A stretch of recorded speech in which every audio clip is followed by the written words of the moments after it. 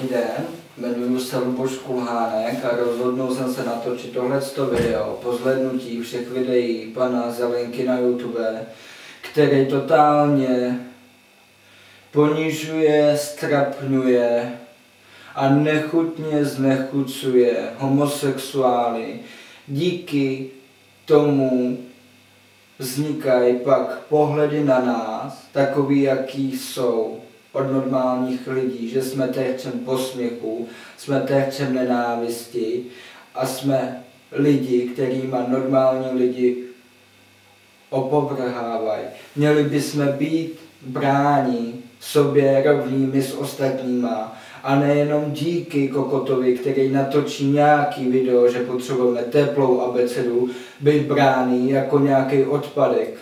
Jsme lidi a pan Zelenka si asi neuvědomuje, že být homosexuál není o to, že si musíme malovat, že musíme mít nějakou teplou abecedu nebo že musíme mlaskat.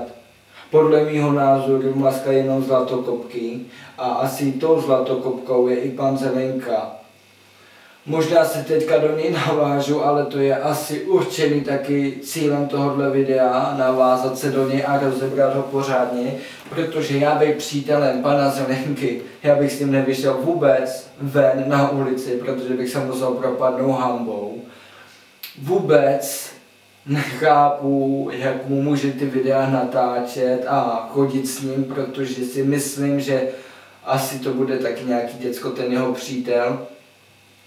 Aha, nevadí mi, když na mě pan Zelenka podá trestní oznámení, nebo může to zkoušet všelijakýma fíglema, protože to, co on dělá, to už je urážka nás, homosexuálů.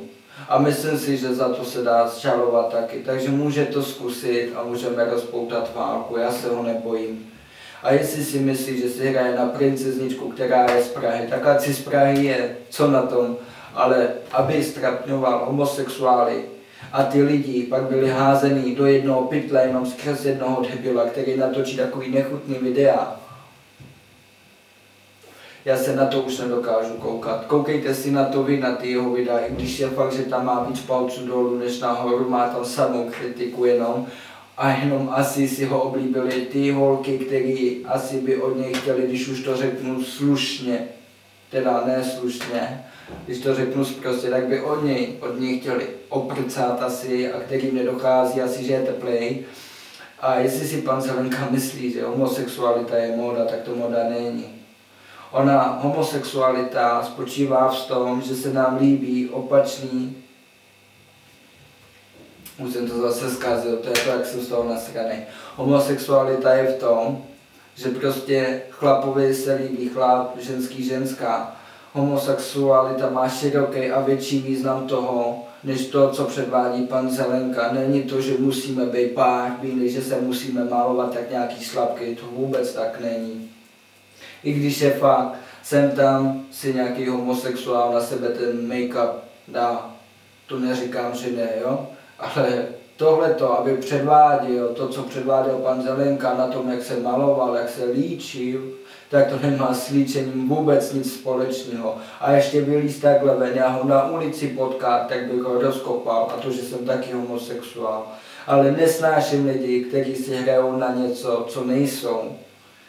Já říkám, že člověk by měl být sám sebou a ne si na něco hrát. A panu Zelenkovi by mělo docvaknout, že homosexualita není o tom se předvádět, že je jinačí, protože nejsme jinačí, jsme taky lidi, jenom se nám prostě líbí chlap a ženský ženská.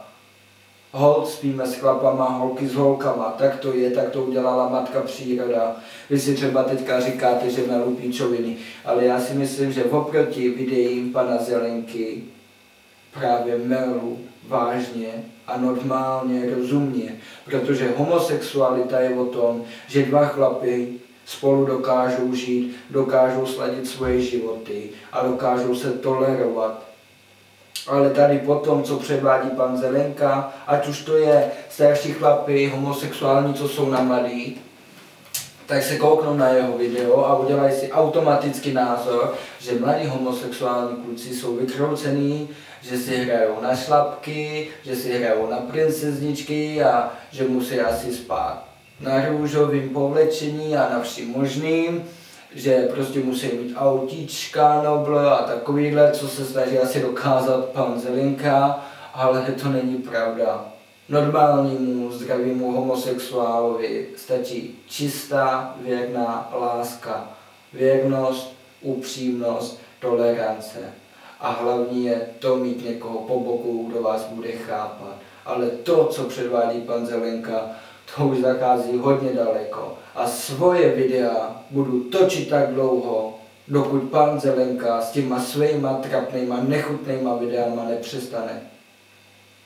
A je mi jedno, co si vy o mě teď budete říkat, že tohle to natáčím, ani se na vás nedívám. Nechci se dívat. Moje každý video budu natáčet takhle. Třeba se časem ukážu. Co vy víte? Jinak nejsem ten typ, který se kvůli kritice nasere, takže můžete kritizovat ty, co ho máte rádi, můžete to lajkovat palcem dolů, že se vám moje video nelíbí, mě to srdce neroztrhá, žíly mi z toho neprasknou taky. Život jde dál a život je boje, já budu bojovat za to, aby homosexuálové byli bráni jako lidi a ne, aby jim to nějaký pošuk, který tamhle natáčí videa o tom, že homosexuálové musí mít abecedu teplou a nějaký mlaskání, což vůbec není pravda. A já, když si umanu něco do hlavy, tak si to vždycky dojedu do svého cíle. Vždycky jsem zvyklý vyhrávat. A pán Zelinka s těma jeho trapnýma videama přestane točit. A upřímně lituju, z celého srdce lituju jeho rodiče, protože takovou ostudu, co on jim dělá, to je až nehorázný. Já tohleto udělat, tak se můj táta otáčí v hrobě, kdybych se choval, jak se chová pan Zelinka. V tomhletom videu to bude asi všechno. Já si zkouknu zase nějaký video od pana Zelenky, na který asi budu zase reagovat. Jde na nějakýho, kde je ve Vídni, ale budíš ale i s holčičí kabelkou kluk, to si myslím, že už je ostuda. I když je chlap homosexuál, ať je zženštilej doma, ale ve společnosti, ať se chová jako normální člověk a jednou je to chlap s koulema mezi nohama, tak ať se tak chová, i když je teplej.